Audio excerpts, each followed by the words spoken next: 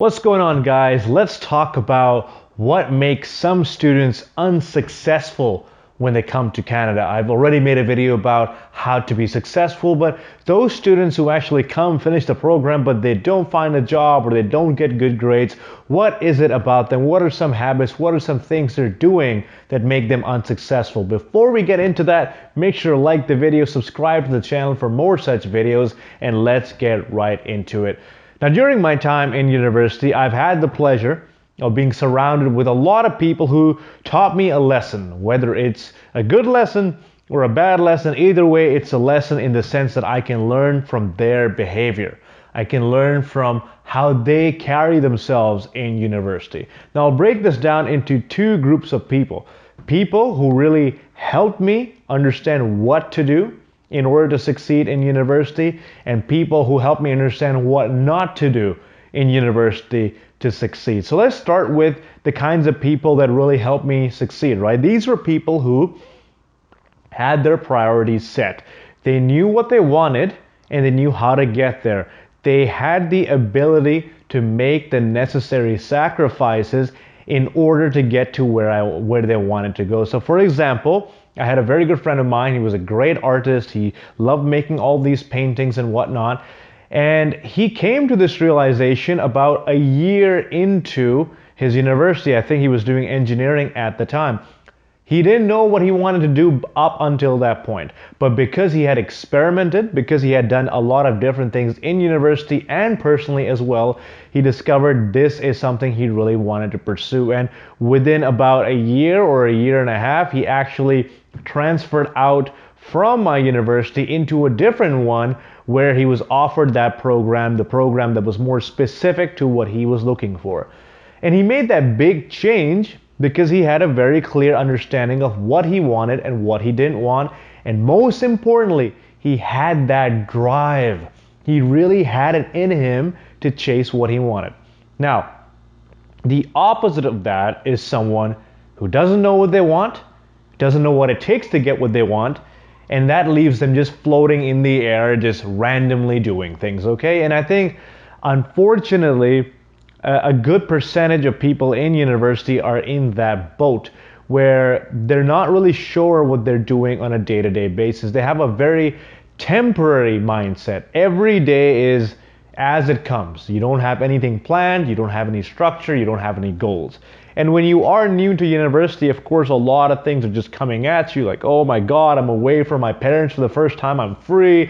I'm in a new country. Look at all this new environment. I can explore. I can go to all these clubs and bars and I'm free for once. And they get distracted. They lose sight of why they're there. They lose sight of the whole point of them being in Canada to study. This lack of focus I have seen time and time again in students. And I think this is quite the norm, especially in lesser competitive universities. I went to the same university. I would feel like many people are just coasting. That brings me to the second set of people that I've spent time with who have taught me what not to do, okay? Now, these are people who are, number one, financially just very unwise. This is a pattern I've seen, and even when I was in that boat, when I was in that category, when I didn't really have any focus, I didn't know where my money was going. I had no appreciation for the money I had.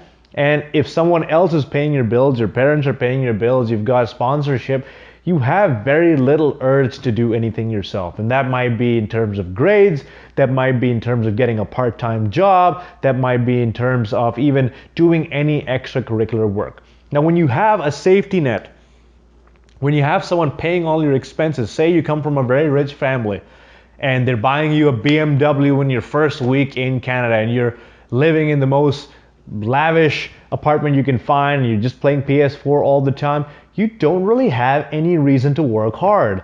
You don't really have any grit, you don't have any perseverance that you need to be successful because you're already there, right?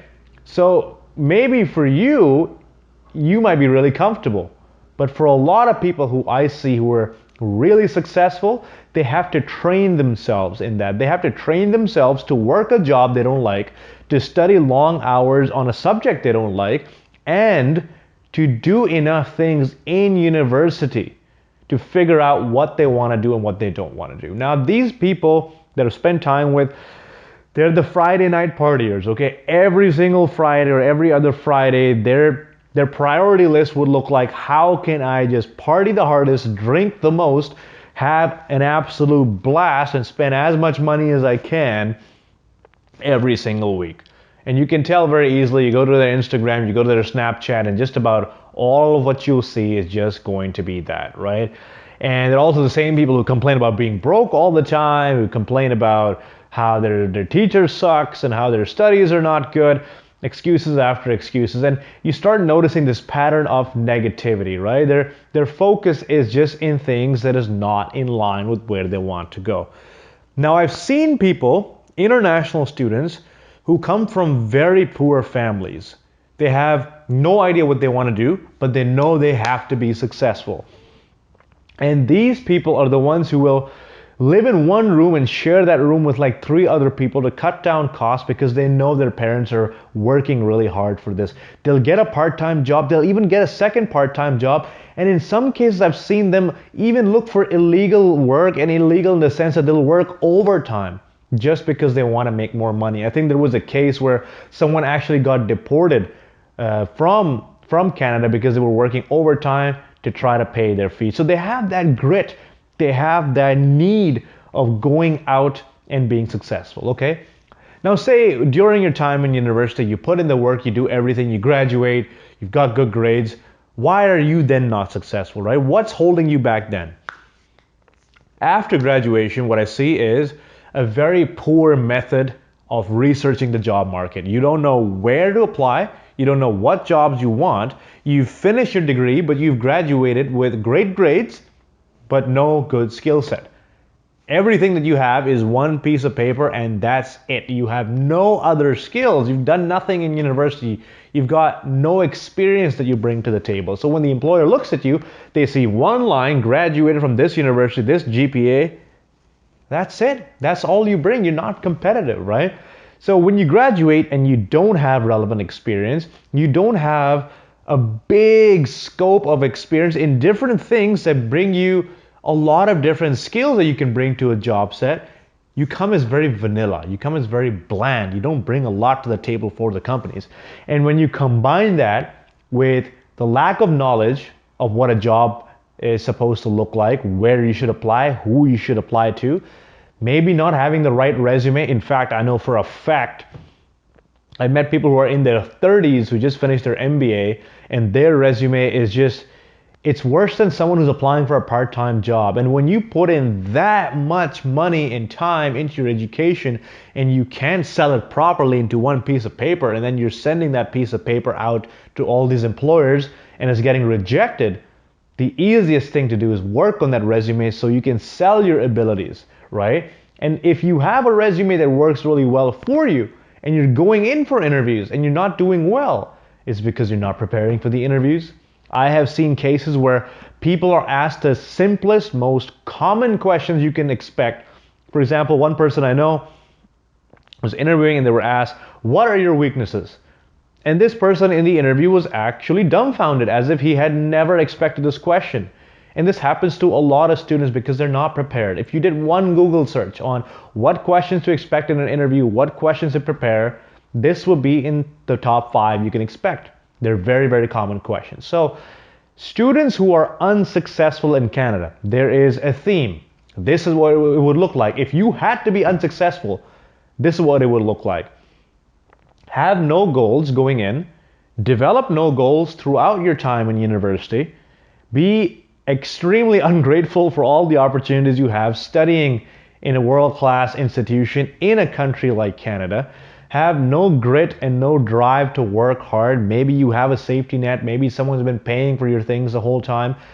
The ability to survive in a different environment. This is so important. So many international students come here and they've just never been alone, and they don't try to learn how to be alone.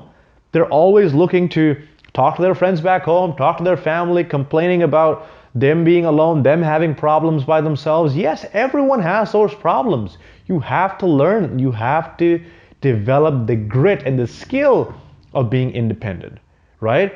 And then, of course, having your priorities in the wrong things, just partying all the time, chasing girls or chasing boys. Sure, do all of that in university. That's the time to do it, but that's not where all of your time and energy should go. Your time and energy should go in the very thing you came to the country to do, to study, to find a job, a good job at that, and to build a career. But if you had to ask the average student, okay, in your week, how many hours did you spend building a career as opposed to spending time just leisure activities with your friends? 99% of them would say I spend more time in going to class, after that spending time with my friends, going to the club on the weekends, playing some video games, and doing that over and over and over again.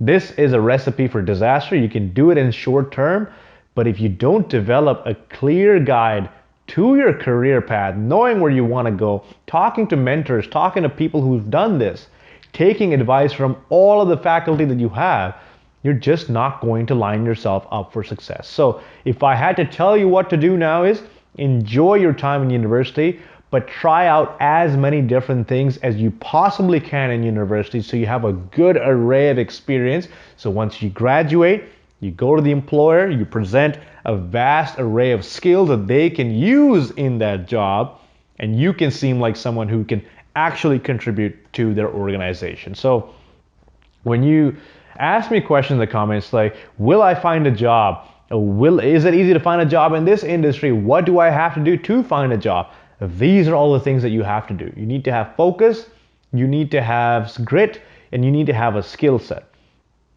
The other thing I'll mention is a lot of people, they're asking me, hey, should I do computer science or business or general science or human?